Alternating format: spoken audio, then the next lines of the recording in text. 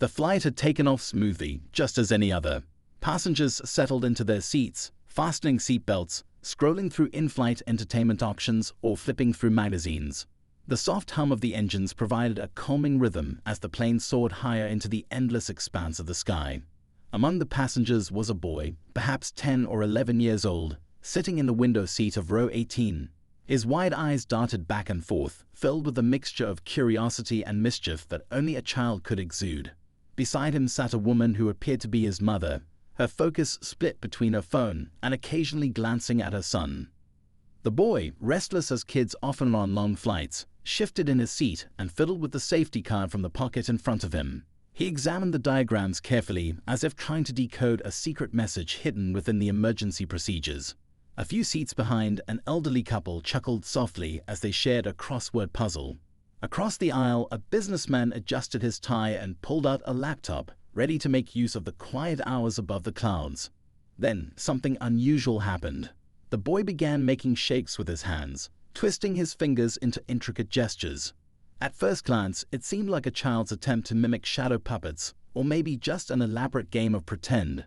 But there was an undeniable precision to his movements, something deliberate and practiced that caught the attention of a few passengers nearby.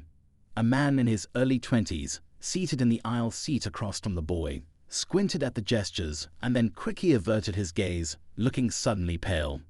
The stewardess walking down the aisle with the drink cart paused mid-step as her eyes landed on the boy. Her friendly smile froze, and a look of shock flickered across her face. The passengers in her immediate vicinity noticed her reaction, their curiosity piqued. She stood there for a moment, gripping the cart tightly, as though the air around her had suddenly grown heavier. "Excuse me, miss." A voice broke the silence. It was the elderly man from row 20. "Is everything all right?" The stewardess snapped out of her trance, forced a smile, and replied, "Of course, sir. I'll be right with you." But her eyes betrayed her. They darted back to the boy, whose hands were still twisting and turning, forming symbols that seemed to have a life of their own. She leaned down and whispered something into the intercom attached to her shoulder. Her words were inaudible to the passengers, but the tension in her body was unmistakable. The cheerful, composed demeanor that cabin crew usually maintained had been replaced by a visible unease. A few moments later, another stewardess appeared, this one older and exuding authority. She exchanged a quick glance with her colleague before walking briskly down the aisle toward the cockpit. A hushed conversation ensued, and though the words were too low to be heard, the expressions on their faces were enough to send a ripple of unease through the cabin. The boy's mother finally seemed to notice the stir around her. She turned to the stewardess and asked, "Is something wrong? What's going on?" The stewardess forced another smile and replied, "It's nothing, ma'am, just routine procedures." But her eyes betrayed her again, stealing glances at the boy's hands as they moved. The tension continued to build as the older stewardess returned, now accompanied by the captain. The pilot, a man with salt and pepper hair and an air of authority, stopped in the middle of the aisle, surveying the scene with a critical eye. He crouched beside the stewardess and murmured, "What exactly did you see?" She hesitated, glancing back at the boy who had stopped making the gestures and was now staring curiously at the group of adults who seemed inexplicably fixated on him. It's the signs," the stewardess said, her voice barely audible. "I'm sure of it." The pilot's face darkened. "Stay calm," he instructed, then straightened and walked back to the cockpit. The older stewardess followed, her posture stiff. The mother's voice rose, this time tinged with irritation. "Can someone explain what's going on here? Why is everyone acting like my son has done something wrong?" The stewardess turned to her, her face carefully composed. "Ma'am, we're just making sure everything is in order. Please stay seated." But the mother wasn't convinced, and neither were the passengers nearby. Murmurs began to spread through the cabin like wildfire. People craned their necks, trying to catch a glimpse of what had caused the commotion. The boy, oblivious to the brewing storm around him, simply looked out the window, his fingers drumming a light rhythm on the armrest. The pilot's voice crackled over the intercom a moment later, breaking the nervous chatter. "Ladies and gentlemen, we've encountered a minor situation. I ask that everyone remain seated and calm. Further instructions will follow shortly." The word situation hung heavily in the air, sending shivers of uncertainty through the passengers. They exchanged anxious looks, their imaginations racing to fill the void left by the vague announcement. The stewardess returned to the aisle, her face pale but her voice steady as she spoke into the intercom. Her next words sent a collective jolt through everyone on board. Nobody leave the plane. A ripple of confusion spread across the cabin. Passengers exchanged glances, their brows furrowed with worry. What does she mean? Nobody leave the plane. Someone whispered near the back. A mother hugged a child a little tighter, and the businessman who had been typing away on his laptop suddenly closed the screen, staring blankly at the seat in front of him. The boy's mother leaned in closer to the stewardess, her voice low but firm. I think you owe me an explanation. My son hasn't done anything wrong. He's just playing, like any kid his age would. She tried to keep her tone calm, but there was a hint of anger underneath. The stewardess hesitated, her eyes flicking down to the boy. His hands were now still, folded neatly on his lap. Ma'am, she said carefully, I understand this may seem strange, but it's important that everyone remains calm. She glanced around at the passengers who were now all paying attention, waiting for her to elaborate. Your son's gestures, they resemble something highly unusual. It's probably nothing, but we have to take certain precautions. The mother's eyes narrowed. Precautions for what? He's just a kid. Before the stewardess could respond, the pilot's voice came over the intercom again, steady but serious. Ladies and gentlemen, I apologize for the lack of clarity. We contacted ground control, and we're waiting for further instructions. Please remain seated and keep your seat belts fastened. We appreciate your cooperation. Passengers shifted uneasily, and the whispers grew louder. The businessman leaned across the aisle, speaking softly to the elderly man beside him. Did you see it? The hand signs. I've read about things like that before. His words were interrupted by the stewardess raising her hand. Please, sir, we need to avoid speculation. But it was too late. Curiosity had taken hold. The boy, sensing the growing attention, looked up at his mother. I didn't do anything bad, right? He asked softly, tugging on her sleeve. His innocent eyes, round and filled with uncertainty, made the tension feel even heavier. No, sweetheart, she assured him, brushing his hair gently. You didn't do anything wrong. She shot a sharp look at the stewardess, daring her to contradict that. The stewardess gave a faint nod but said nothing further. She pushed the drink cart down the aisle, though few passengers seemed interested in refreshments now. Their minds were elsewhere, caught between confusion and quiet fear. A few rows back, the elderly couple spoke in hushed tones. The woman, her voice barely above a whisper, leaned toward her husband. It's strange. I've seen those signs before. A long time ago when I was a girl. It was on the news, I think, but it wasn't good news. Her husband shook his head gently. Let's not jump to conclusions. The man in the aisle seat, the one who had first noticed the boy's gestures, hadn't taken his eyes off him. He shifted uncomfortably, stealing glances toward the front of the plane as if expecting someone to explain the situation. Another stewardess emerged from the cockpit, this time with a more serious look.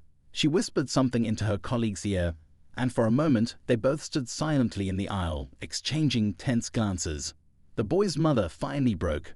Enough, she said loudly enough for the nearby rows to hear. Someone needs to explain what's going on. This is ridiculous.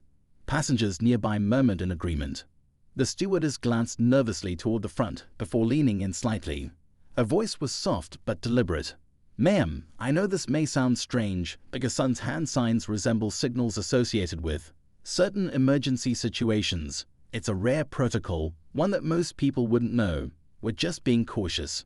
Emergency signals, the mother repeated, her eyes widening. From who? The stewardess hesitated. Ma'am, it's just protocol. The words only seemed to make things worse.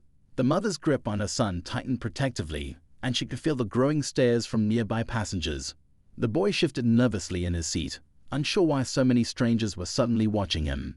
At the front of the plane, the cockpit door opened briefly, and the captain stepped out, speaking quietly to another crew member. He scanned the rows of passengers, his gaze lingering momentarily on the boy. After a moment, he gave a short nod and returned to the cockpit. The soft chime of the intercom sounded again. This is your captain speaking. We're maintaining communication with ground control, and I assure you there is no immediate danger. However, we ask for your patience as we follow standard procedures. We'll provide updates as soon as possible.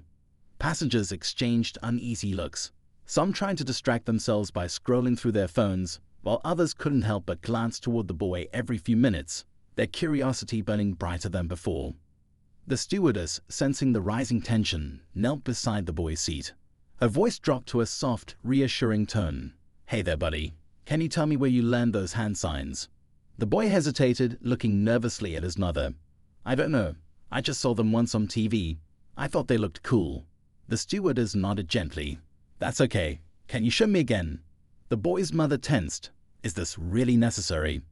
"I promise, it's just to make sure," the stewardess said, offering a small smile. After a long pause, the boy slowly raised his hands, mimicking the gestures he had been making earlier. His fingers twisted and moved in a careful, almost rhythmic pattern. The stewardess's face remained calm, but her eyes flickered with recognition. "Thank you," she said softly. She rose to her feet, exchanged a quick glance with her colleague, and whispered something into the intercom on her shoulder. As she stepped away, the boy's mother leaned in closer. What did those signs mean? The stewardess hesitated, her voice quiet but steady. "I'm not entirely sure, ma'am, but someone will be able to explain once we land." The mother's eyes narrowed, but before she could press further, the pilot's voice returned over the intercom. "Thank you for your cooperation, everyone. We'll begin our descent shortly. Please remain seated until the aircraft comes to a complete stop." Passengers exchanged puzzled glances, but the stewardess's lingering unease spoke louder than any announcement. As the plane began its slow descent, the hum of the engines filled the uneasy silence in the cabin. People shifted in their seats, some staring out the windows at the city lights below while others kept sneaking glances at the boy. His mother rubbed his back gently, feeling the weight of the unknown pressing down on her like a heavy blanket. The boy leaned in closer to her. "Mom, why is everyone looking at me?" he whispered, his small voice barely audible over the engine noise. She forced a smile, hoping to mask the knot of worry in her chest. "They're just curious," she replied softly. "Everything's fine. Just sit tight, okay?" But deep down, she wasn't sure if she believed it herself. A few rows ahead, the businessman who had been watching earlier couldn't shake the feeling that something wasn't right. His eyes darted between the boy and the flight attendants, who exchanged hushed words near the galley. The way they kept glancing toward the cockpit made his stomach twist. He wasn't alone. The elderly woman across the aisle tugged on her husband's sleeve. "This doesn't feel normal," she whispered. "I've been flying for years. I've never seen them act like this." Her husband patted her hand. "Let's not panic. Maybe it's just a misunderstanding." But even he didn't sound convinced. Near the back of the plane, a young man in a hoodie pulled out his phone and began recording quietly, panning it around the cabin. His eyes lingered on the boy before he lowered the device. A few seats over, another passenger noticed and shook his head. "Come on, man.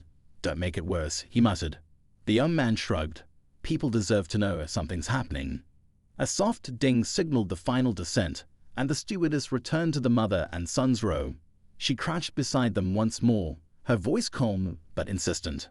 "Ma'am, when we land, please remain seated until one of us comes to get you." The mother's eyes narrowed. "Why? What's going to happen?" "I promise it's just precautionary," the stewardess said, avoiding eye contact. "Nothing to worry about." But the mother didn't miss how her hands trembled slightly as she gripped the seat for balance. The plane touched down smoothly, rolling along the runway before slowing to a stop. Outside the window, the airport looked normal, but something about the flashing lights in the distance didn't sit right with the mother. A line of vehicles waited further down the tarmac, too far to make out clearly, but they didn't look like ordinary baggage carts or refueling trucks. Passengers began unbuckling, standing up to grab their bags from the overhead compartments, but the pilot's voice interrupted. "Ladies and gentlemen, please remain seated for a few moments. We appreciate your patience as we complete the arrival process." A few groans rippled through the cabin, but most people sat back down, sensing that something out of the ordinary was unfolding. The mother wrapped her arm around her son, pulling him close. "Stay right here, okay?" she whispered. The boy nodded, his legs swinging nervously beneath the seat. Minutes stretched on, feeling like hours. Outside, ground crew moved around the plane, but they weren't unloading luggage. Instead, they seemed focused on the plane's entry doors, talking among themselves with serious expressions.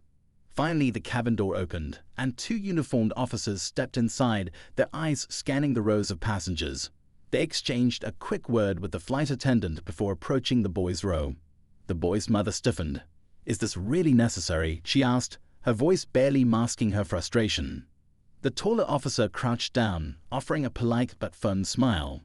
"Ma'am, I understand this may feel strange, but we just need to ask you a few questions. Would you mind stepping off the plane with us for a moment?" Passengers watched in silence, their eyes fixed on the small family. The mother hesitated, clutching her son's hand tightly. "He's just a child," she said softly. "Whatever this is, it's a mistake." The officer nodded. "I believe you, but we need to be certain." Reluctantly, the mother rose from her seat, guiding the boy into the aisle. Passengers leaned back to give them space, whispering to one another as they passed.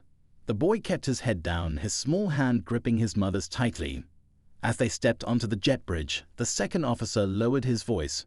"Ma'am, do you have any idea where your son might have seen those hand signs before?" The mother shook her head. "He said it was just something he saw on TV. He doesn't even know what they mean." The officers exchanged a glance. "That's the thing," the taller one said carefully. "The signs he made, they're not something you'd see on regular television. They're classified signals, the kind that only certain agencies would recognize." The mother's heart pounded. "Agencies? What are you saying?" "We're not accusing anyone of anything," the officer replied quickly. "But someone may have been in contact with your son, whether knowingly or not. It's our job to figure out who and why." She felt her knees weaken, gripping the boy's shoulder protectively. "He's just a kid," she repeated, her voice shaking. The boy tugged gently on her arm. "Mom, what's happening?" She knelt beside him, brushing his hair out of his eyes. "It's okay, sweetheart. We'll figure this out." The officers stepped back to give them space, but their presence loomed just behind her, a reminder that whatever was happening wasn't over yet.